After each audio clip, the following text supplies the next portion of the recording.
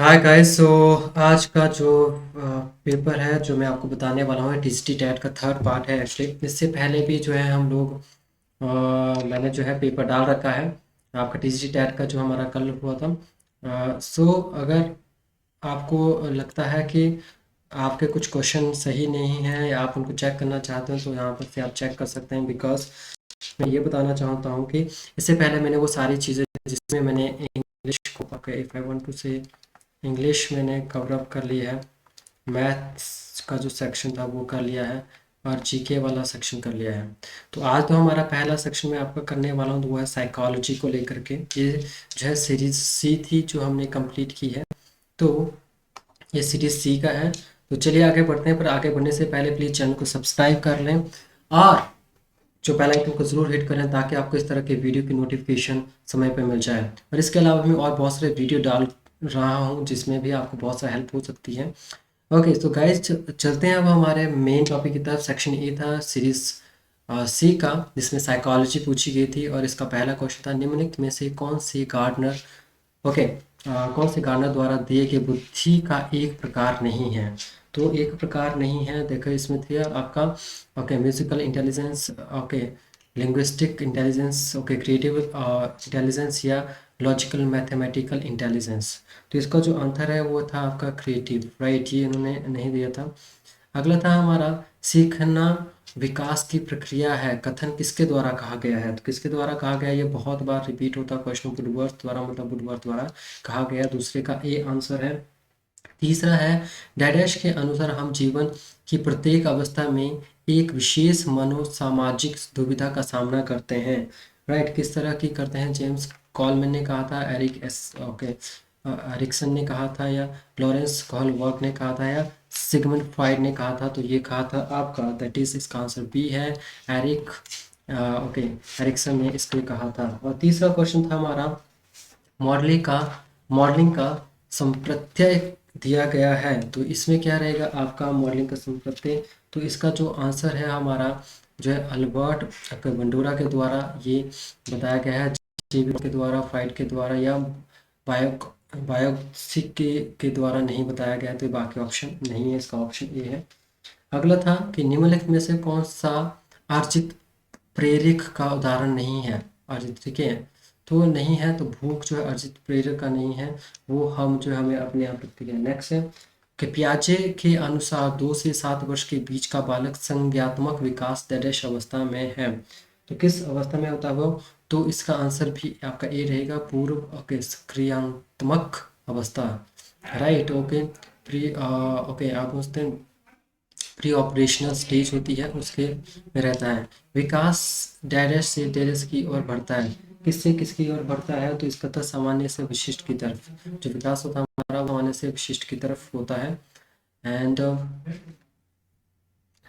अगला क्वेश्चन है हमारा, ये था हमारा 8वां क्वेश्चन है हमारा, दैट इज नवीन जानकारी को शामिल करने के लिए वर्तमान स्कीमा अवधारणा में बदलाव की प्रक्रिया डैश कहलाती है, क्या कहलाती है, राइट। तो एसिमिलेशन कहलाती है, आत्म संस्करण कहलाती है, राइट। अगला है डैश, इसको ऊपर कर लेते हैं थोड़ा सा। डैश यह विचारधारा है कि सभी बच्चों को एक नियमित विद्यालय व्यवस्था में समान शिक्षा प्राप्त करने का अधिकार है। तो किया है किस शिक्षा के द्वारा है, मुख्य धारा शिक्षा, विशेष शिक्षा, बहुत सांस्कृतिक विशेषक है, समावेशी। तो इसका आंसर है समावेशी शिक्षा। अगला है हमारा सृजनात्मकता को डैश की अवधारणा से संबंधित माना जाता है। 10वां है हमारा, तो ये है हमारा सृजनात्मक जो होते हैं दैट इज हमारी डाइवर्जेंट इंटेलिजेंस ओके से संबंधित माना जाता है। अगला था इदम, right. ID is guided by, किसके द्वारा, ID is guided by pleasure principal. Pleasure जो हमें मिलता है सुखवादी सिद्धांत द्वारा जो है वो क्या है आपके निर्देशित है। नेक्स्ट है हमारा 12th, हमारा निम्नलिखित में से कौन से सीखने के गेस्टाल्ट सिद्धांत से संबंधित है, गेस्टाल्ट सिद्धांत से संबंधित है, तो यह कॉलर, राइट, कॉलर से। अगला है हमारा बच्चों के अधिगमन में शारीरिक स्वास्थ्य और सामूहिक अवस्था डैश है। तो 13th का हमारा जो आंसर है की एक महत्वपूर्ण भूमिका है, play an important role in okay physical and emotional health of children. तो क्या कहते हैं, लर्निंग में एक इम्पॉर्टेंट रोल प्ले करती है।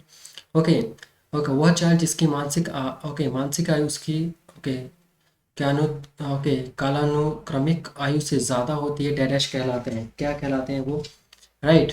मतलब मेंटल एज जो होती है higher than the okay okay chronological age, तो क्या कहते हैं उनको, गिफ्टेड बोला जाता है, मतलब प्रतिभाशाली उनको बोला जाता है।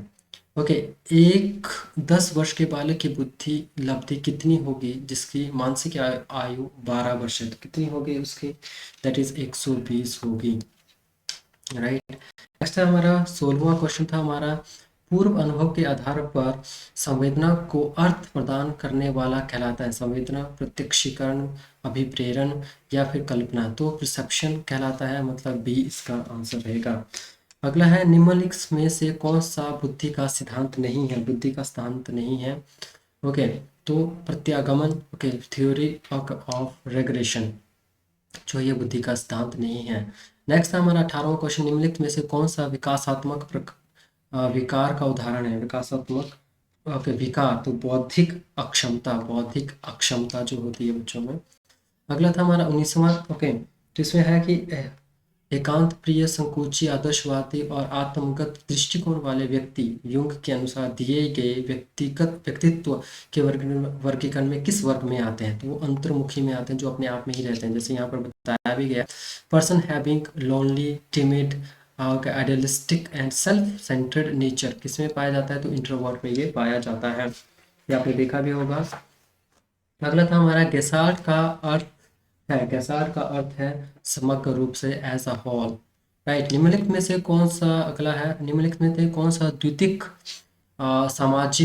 सामाजिकरण एजेंसी का उदाहरण है, तो हमारा नेक्स्ट है हमारा सी, विद्यालय से media, right right, which of the following is an example of secondary socialising agency, तो मीडिया, विद्यालय से मीडिया वाला।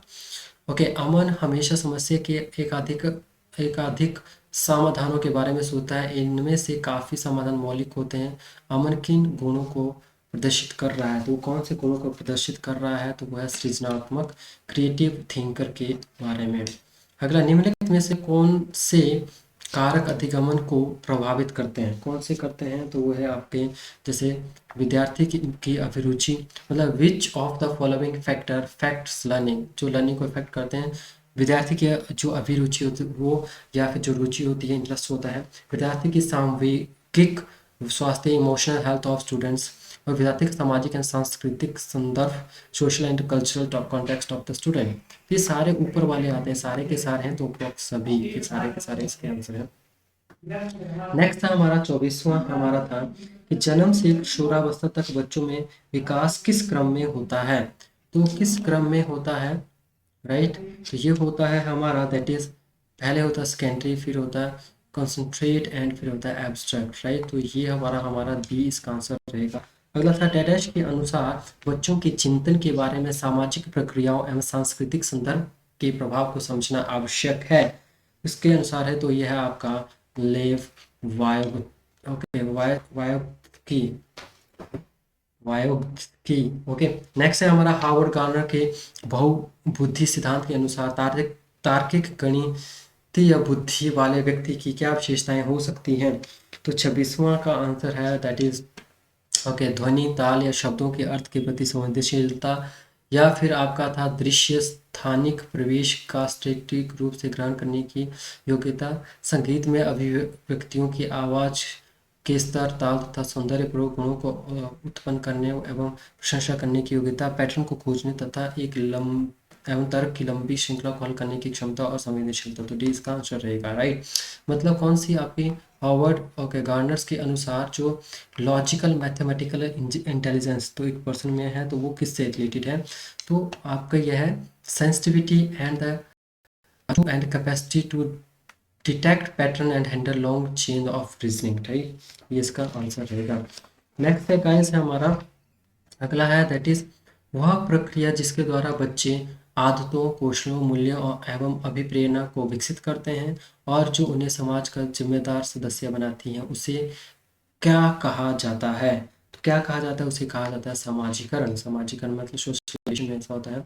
बच्चों का प्रश्न, कक्षा में प्रश्न डैश के लिए ओके पूछने के लिए हतोत्साहित करना चाहिए, पूछने के लिए अनुमति नहीं देनी चाहिए, पूछने से रोकना चाहिए, तो पूछने के लिए प्रेरित करना चाहिए। तो ऑब्वियसली है पूछने के लिए प्रेरित करना चाहिए। अगला बुद्धि का द्विकारण सिद्धांत दिया गया था, किसके द्वारा दिया गया था? ये आपका तो ये दिया गया था ओके स्पीयरमैन द्वारा दिया गया था। ओके रेमस प्रोसेसिंग मैट्रिसिस परीक्षण मापन करता है, किसका मापन करता है? तो 30 का आंसर है वो बुद्धि का मापन करता है। राइट सो गाइस ये था हमारा सोशियोलॉजी से लेकर रिलेटेड हमारा जो पार्ट। अब हम चलते हैं हिंदी के पार्ट की तरफ, पर फिर से बताना चाहूँगा प्लीज़ आप इस वीडियो को ज़रूर लाइक करें, शेयर करें और चैनल को ज़रूर सब्सक्राइब करें, क्योंकि जब आप सब्सक्राइब करते हो तो मेरा मोटिवेशन बढ़ता है इस तरह के नए नए वीडियो बनाने के लिए। चलिए गाइस आगे चलते हैं हमारे हिंदी वाले सेक्शन में, जो हमारा सी सीरीज़ में क्या था 61 से शुरू होता है। तो सबसे पहले इसमें था कि इनमें से कौन सा शब्द आनंद का पर्यायवाची नहीं है? तो यह है आपका मानंद नहीं है, पत्नी का पर्यायवाची नहीं है, पत्नी का नहीं है तो वो पर्यायवाची है आपका नहीं है, ये आपका महिला।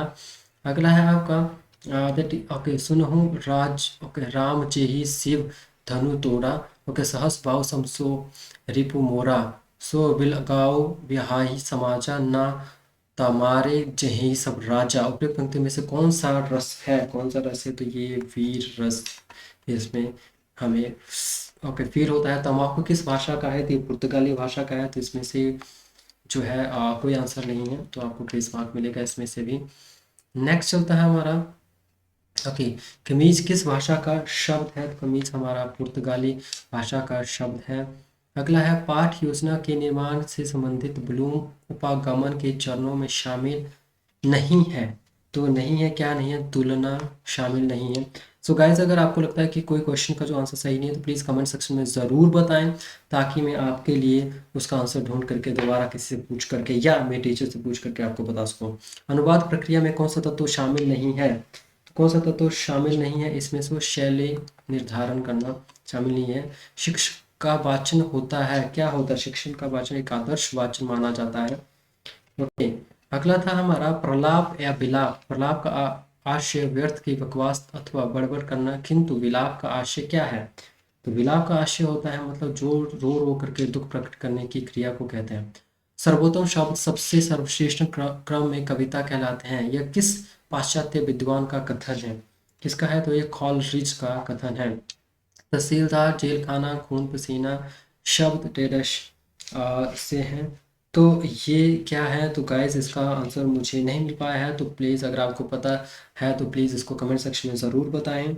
अगर ड और ड व्यंजन हैं, क्या है? तो ये भी जो है किससे रिलेटेड आते हैं कि तो अयोग बाह ओके ओके या लुंठित, इनमें से कोई नहीं। प्लीज़ इसके बारे में भी मुझे बताइएगा। I don't have any answer, तो ये आपको ढूंढने हैं। नेक्स्ट है हमारा, चलते हैं हमारा दैट इज पराक्रम।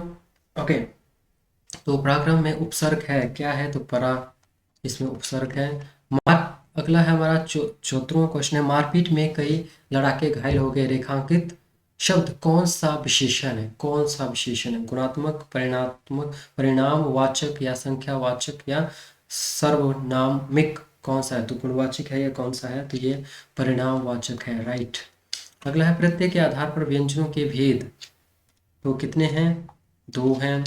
विराम नहाने को गया वाक्य में कौन सा कारक है? तो इसमें है आपका संप्रदान कारक है।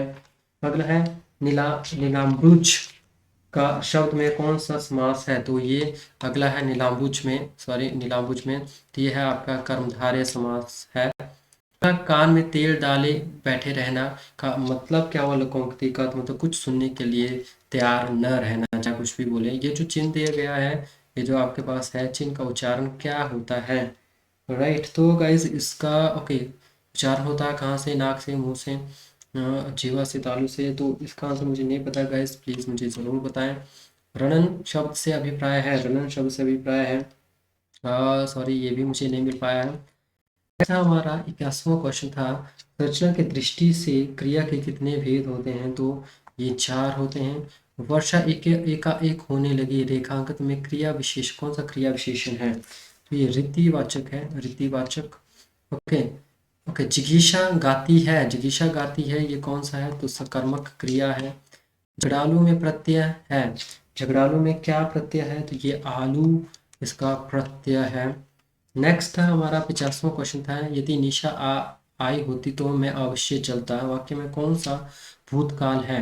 अपूर्ण भूतकाल, संदिग्ध भूतकाल, हेतु मत भूत, हेतु हो गया, फिर सामान्य भूत। तो हेतु मत भूत ये वाला है। नूतन का विपरात विपरा ओके विपरी विपरार्थक शब्द क्या है, मतलब अपोजिट वर्ड क्या है गाइस? दैट इज पुरातन है नूतन का। पसीने से उत्पन्न जीव, ओके, स्वदेश, ओके ओके स्वेदज कहलाता है। आगामी भावी, आगामी का अर्थ आने वाला। तो इस शब्द काल बोध में किंतु भावी का आशय क्या है? तो किंतु भावी में आशय भविष्य में होने वाला, राइट। सो ये था हमारा 88 ओके 88th क्वेश्चन और था 89th क्वेश्चन था हमारा, वह शर इधर गांडीव गुण के से भिन्न जैसे ही हुआ, धड़ से जयद्रथ का उधर सिर छिन वैसे ही हुआ। उस पंक्ति में कौन सा अलंकार प्रयोग हुआ है? तो इसमें अतिशयोक्ति अलंकार हुआ है। सुलभ का विपरीतार्थक है, क्या है इसमें? सुलभ का अपोजिट क्या है? तो दुर्लभ, सुलभ का दुर्लभ है। सो गाइस, ये था हमारा आज का सेक्शन जिसमें मैंने साइकोलॉजी और जो है आपका हिंदी वाला सेक्शन को कंप्लीट किया है। अगर आपको लगता है कि किसी क्वेश्चन का आंसर कुछ और होना चाहिए तो मुझे कमेंट सेक्शन में ज़रूर बताएं। एंड इसके साथ साथ मैं आप लोगों को ये भी बताना चाहता हूँ कि मैंने जो है बाकी वीडियोस बना दी हैं, उसका लिंक मैंने डिस्क्रिप्शन में डाला हुआ है। अगर आपको वीडियो अच्छा लगा है तो आप जो है इस वीडियो को लाइक कर सकते हैं, शेयर कर सकते हैं। और अगर आप बाकी इस सेक्शन को देखना चाहते हैं जो पार्ट्स हैं तो आप उनको भी देख सकते हैं। तो वो मैंने बताया आपको कि उनका मैंने लिंक डिस्क्रिप्शन में डाला हुआ है। तो thank you so much guys, आपने यहाँ पर इतना समय दिया उसके लिए thank you so much again.